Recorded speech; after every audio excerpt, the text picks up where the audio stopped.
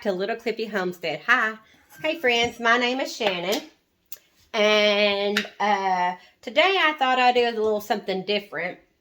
I think I'll do I was going to try a vlog and see if y'all would like this. I tried to start it this morning when I was cleaning my kitchen.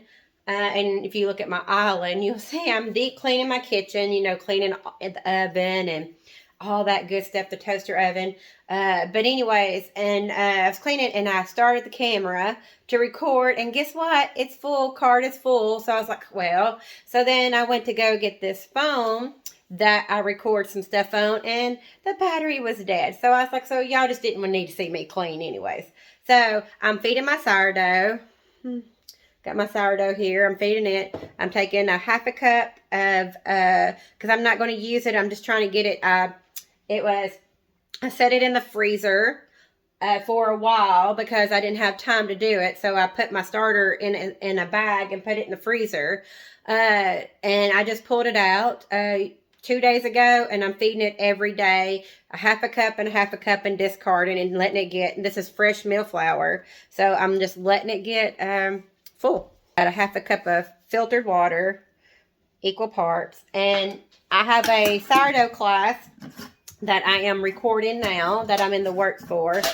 So I'm excited for it. I know there's 100 sourdough classes out there, but you know, I appreciate if you end up wanting to know about sourdough. I appreciate you joining my class, and comment below. Would love to do your sourdough class. That way I know, and you know, that way we'll put you on the wait list. And then you can start getting emails about when it's coming due. So, got it all nice and fed. It's ready to go. Got it ready to go. So, I've been cleaning. The sun is, it's already bubbling. Ooh.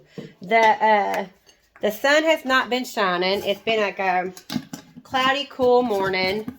The sun's not been shining, and I've been really kind of like, I really want to do something. I really want to go outside. I'm off today, and I want to go outside, and can't go outside because of see, I told you I'm deep cleaning, but I can't go outside because of the weather, and the sun popped out at lunch, and now it went from 50 to 60 degrees, and it's gorgeous outside. So I have some cabbage and cauliflower that need to be planted. So I thought, hey, why don't y'all come along with me and let's go plant some cauliflower. Yep.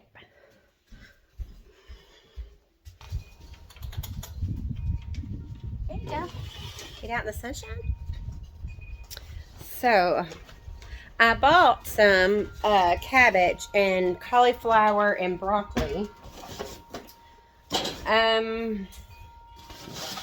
A couple months ago, and we've been working on raised beds, and it's been a labor of love, let me tell you, because every time my husband gets a time to work on the raised beds, it's either raining or something like that. Ooh, it's bright. Ain't that pretty? And so I'll show you. I'm going to do a video. There's a video coming. Let me flip the camera around and show you. That is cabbage right there. That's all cabbage. This is broccoli, and then cauliflower in the back. And see, then we have this one, this raised bed that we got to fill in. It's still waiting to be filled in. So we're going to fill that one in and boy, that way I can plant it. But I have this extra little bed over here that is empty that we was planning on moving, but the way it's going, I'll show you my garlic. Look at my garlic. Look at that. Gorgeous. So I have this empty bed over here that it's just got dirt in it. It's empty, and I wasn't going to plant nothing in it because I was like, I'm not going to plant nothing in it because we're going to take this dirt and put it in that third bed over there. But then the way the things are going, it's not looking like I'm going to get my other 3 beds made before it's time to plant, which is fine because this is like my raised bed garden dreams, and I have been waiting 6 years for this to come, and so I can wait another season, as you know, because we're doing it right, and I'm so excited. This is not how we started out, and if you see this bed here, so this bed here is how we started out, and this has been our it's very low to the ground. It's not very tall because we couldn't really afford a lot of dirt, so we have a big garden out there, and we've actually put all our money and resource in our big garden. I say it's about an acre, a little more. So we've always been doing our resource out there, you know, putting our amendments and stuff like that. That's where our money's went. So we just did this just to see if we even would like raised beds. I've absolutely loved raised beds. A whole lot less maintenance. For me, I grow, it's a very cute little saying that my family and friends say, you grow really good grass. And I do. I grow really good grass everywhere that grass doesn't belong. So since we're not going to get rid of this, and if we do, the cabbage and the broccoli and stuff will be ready to harvest. So I think what I'm going to do is, I got some that need to be planted. I got some over there, but my when we bought them, it was a whole lot cheaper to buy the whole tray, and I was going to gift these to somebody, but nobody really wanted them. They want the finished product, they just don't want to grow it. But you know, unless you're prepared, but nobody really wanted them, so I'm just going to plant them because I can't stand to see babies to go to waste. So I'm just going to go ahead and plant them.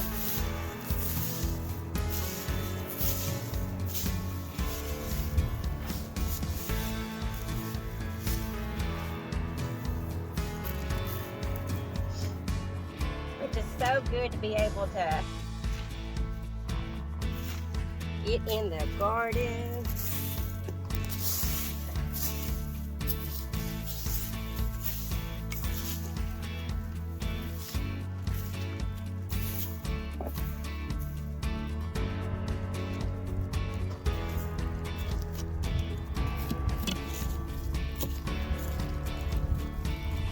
Get all the weeds out.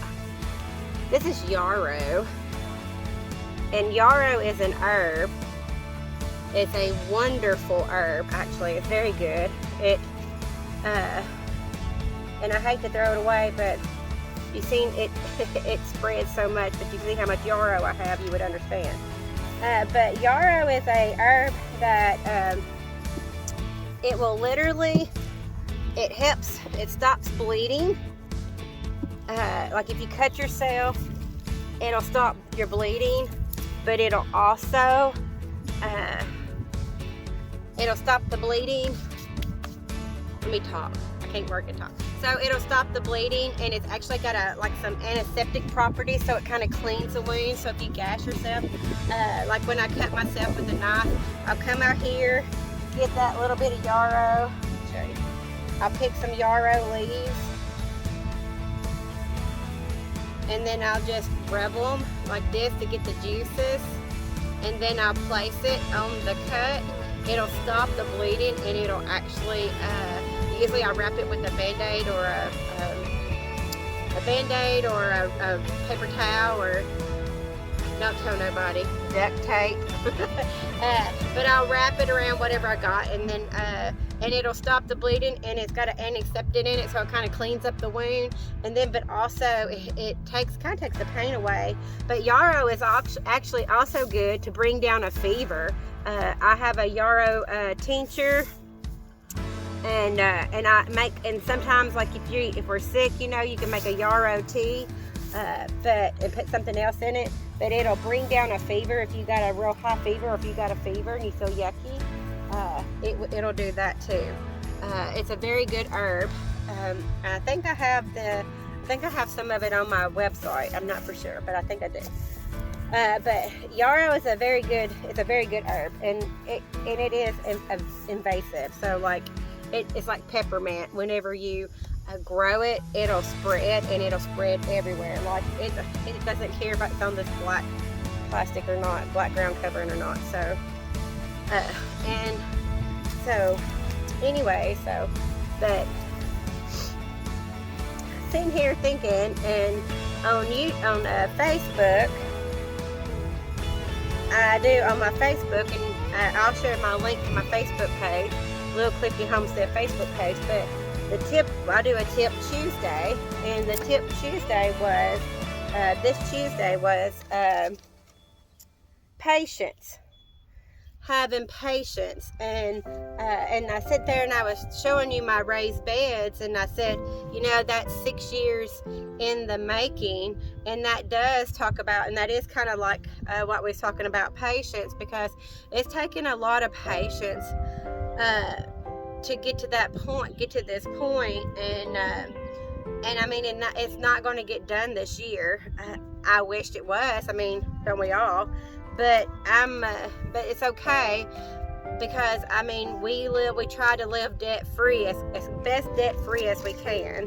And I know a lot of people don't probably agree with the Dave Ramsey way of living, but that's kind of how we've been, and we've tried our best to live that way, because I don't want to have such a overhead that I can't come out here and do the things that I love to do, and the things that God has asked me to do. We're trying to be good stewards with the land, good stewards with our money, good stewards with the veggies and the crops that God has given us. Good stewards with their animals. Like, I don't know if you can hear the chickens or not, but the chickens are really wanting to come outside. They're really wanting to free range. But we have 2 huge hawks that just come this year, and they're living in the backwoods back there, and they come and fly, so it's not safe for them to come outside now. They have to stay in the little run.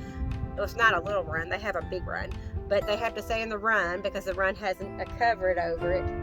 I mean, I wish I could let them free range, but for their protection, they're staying inside. But patience is something that I have had to learn with time, because like I said on my Facebook page, when I have an idea, I really want to just, let's go, let's get it done. And homesteading has taught me that it's God's timing, not my timing. And sometimes when God tells us to do something, He wants us to wait and pray about it too. So I have learned that patience is the key, and it's like I said on my Facebook page, you know, just because I'm practicing patience and I've learned patience doesn't mean that I've won the race and that I'm the most patient person. No, it's not. But God's grace is sufficient, and I'm still practicing and working on patience, because those beds, because I want those beds done, and I'm like, yay. And then, but also too, my husband's not a Superman, and he can't do everything at one time. I mean, like, he's doing so much. He's working and providing for our home. He's taking care of our home. He's trying to take care of the homestead. So, you know, it's like, I mean, I can't sit there and fuss at him, and because I'm in a hurry to get something done.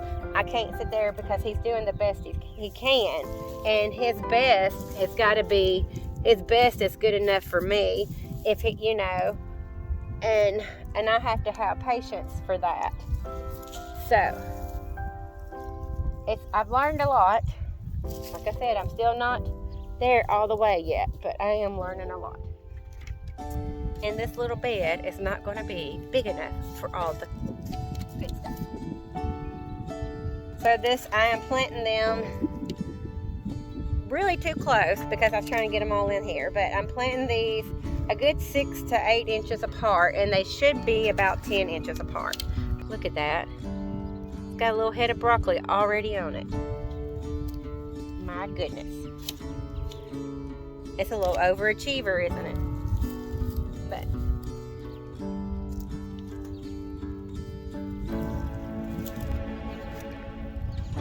I will have to find another space for the other. I may plant them out there in the big garden.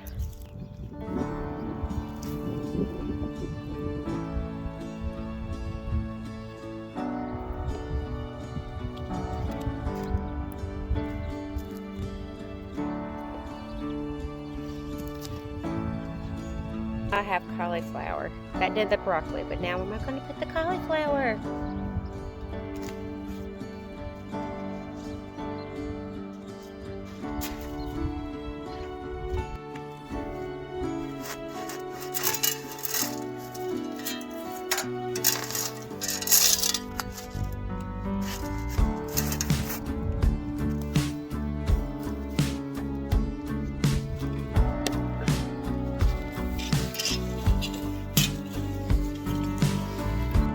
Maybe this bag of dirt won't matter.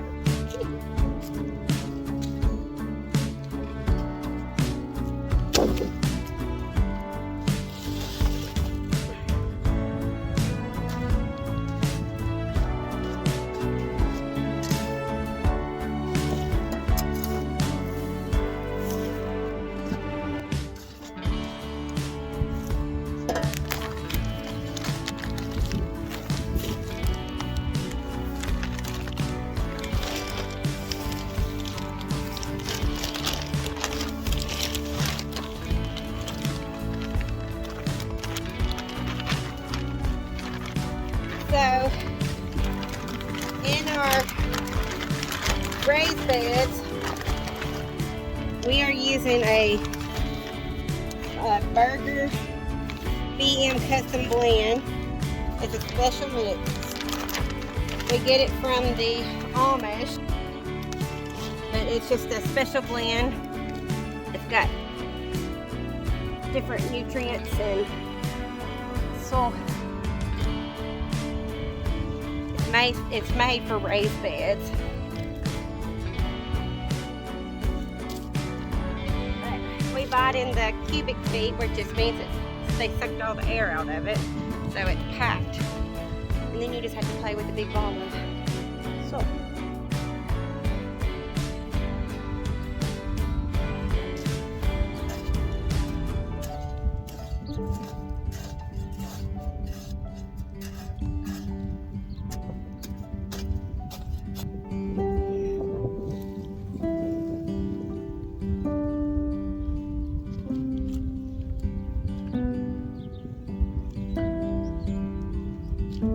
Now, this soil here,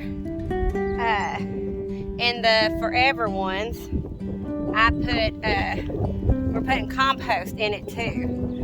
But since this is just gonna last for a few months, maybe this season, I'm going to, I'm hoping and praying it's just gonna be through the broccoli season, and then by summer, you'll know, I'll have the rest of it will be finished, but if not, this will be fine. But because I'm not doing it 2 seasons in a row, I'm not going to put the compost on it. I'm just going to let it go and save my compost for my big bed.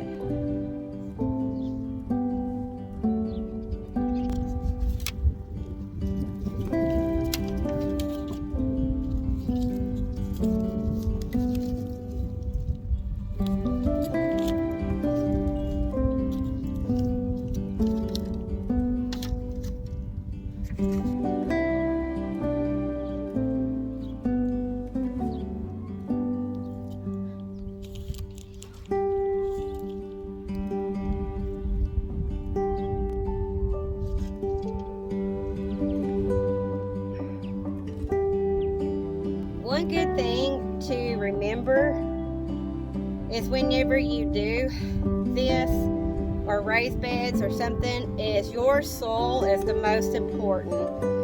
Don't buy cheap soil.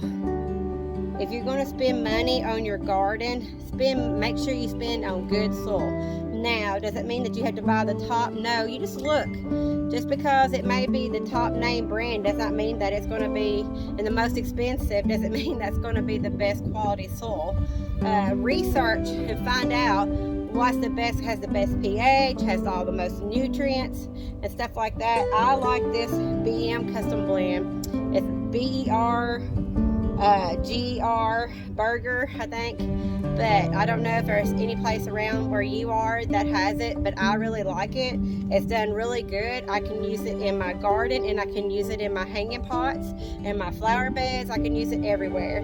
So I really like it, that brand. I've used that company when we had our nursery and we sowed flowers. We used the Berger brand too. So I've used it for many years, and I love it. You can see I did not grow these on my own. I didn't start my seeds. I actually bought these from the local Amish too, the same guy. But anyways, and I was going to start my seed, but I never got a chance to. And this is the first year that I didn't do seed starts, and it's kind of, I feel like I'm missing a lot. I feel like I'm missing a big part of my garden, because now I'm having to wait and go because I can't see it grow. But I do have the Amish nursery, and I do know that she does everything organic in the way that I would want it to be done myself. So I do know that I have somebody to fall back on and trust, and I can go buy my starts this year. Which would be a few tomatoes. I'll probably do the squash and cucumbers and stuff like that by seed. I have plenty of seed. Pumpkins by seed, zucchini by seed, but I'll probably just go and get a couple of tomatoes and starts and stuff like that. But I actually feel like I'm missing a big part, because I'm usually already doing that. You know, I'm already watering and, you know, stuff like that, because I'm used to having flowers, and we had a huge greenhouse. Like y'all, if you saw my greenhouse tour, that was full of flowers before, and you know, and so like I've been used to starting in December watering flowers twice a day, and so like, and now my whole life has changed, and that's another story for another day. But my life has changed, and so now the homesteading is what I'm doing, and I'm going to get there. Just because my journey changed, it took a while, I took another road, doesn't mean that my journey's over. It just means that I have to rely on God a lot more and trust His process and His path, and let Him lead me. Not me lead Him, but let Him lead me to the path that He wants me on. And I thank Him every day that it's the homesteading life, the homesteading path, because this homesteading path it's just dear to my heart. It just makes me, and it's so funny, I can't even describe it, but just planting a seed and watching it grow, and just knowing you're from the very beginning to the very end, and putting it on your dinner plate and eating it. It's just something, it does something to my soul and to my heart, and it's just near and dear, and I absolutely love it. And I hope you feel that way too. And I hope that, and if you don't feel that way, I hope you get there, because the homesteading life is, yes, it's a simple, and you slow down, and it's a simple life, but it's not the easy life. It's a harder life. But I feel like, you know, the Bible says you reap what you sow, and I feel like that's so true with homesteading, because you reap what you sow, and it's just, and you watch it, and it's just rewarding, fulfilling to me, and it's rewarding. I'm going to need another bed.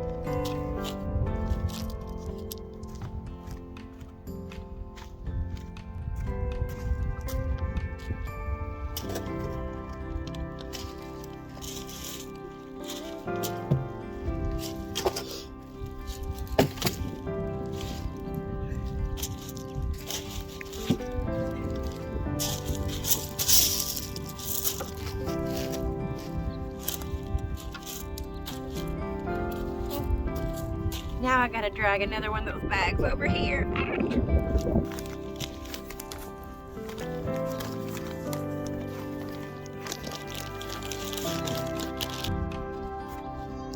You're not gardening until it's all in your shoe.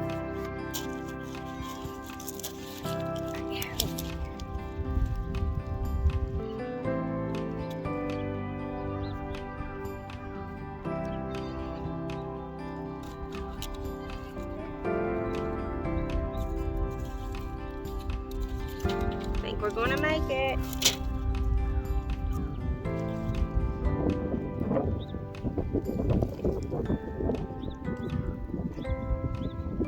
There we go. Now we just gotta water them.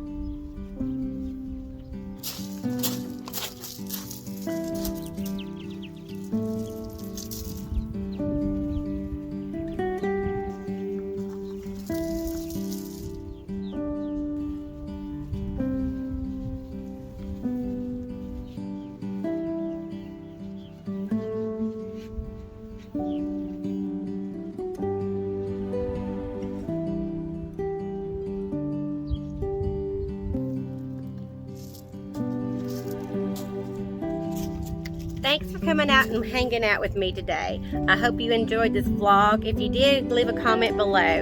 Remember to share, and subscribe to my channel. I'll see you again. We post 2 videos a week on Wednesday and Saturday, so I'll see you in a few days. Bye.